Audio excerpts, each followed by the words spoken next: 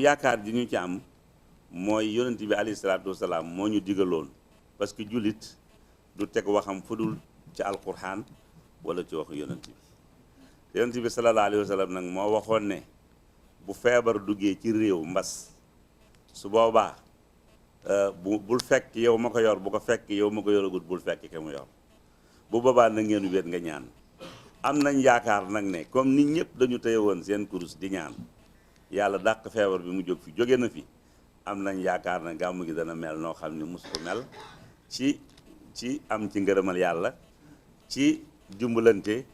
ci jàmm joo xam ne moo sax ci réew mi ndax li xew mooy bi ñu xamee ne loolu mi ngi xew ba léegi lu ëpp ñetti at a ngi bi liy xeweek léegi amul benn bés boo xam ne fu daara nekk ci daara yi ñuy yilif ñun jàng nañu fa kaamil alquran bat bu set jàng nañ fa 41 yaasin bat bu set ak yeneen dog yoo xam ne jëmalewuñ ko lu mi ci réew mi pour jàmm am ci réew mi ñu ngi nuyu nag waa presse bépp ba yëwuñu kenn di leen ñaanal yàlla yéen jëm seen taxawaay rafet na yal na leen yàlla fay ndax Habib mi ñu leen boole too nag ak équipe bi ak ñoom Moustapha Ndiaye taxaw ngeen taxawaay yoo xam ne yu rafet la kon ñu ngi leen ci sant di leen gërëm di ñaan yàlla te la yeeg rajo yi yëpp yal na ko yàlla yokk te barkeel ko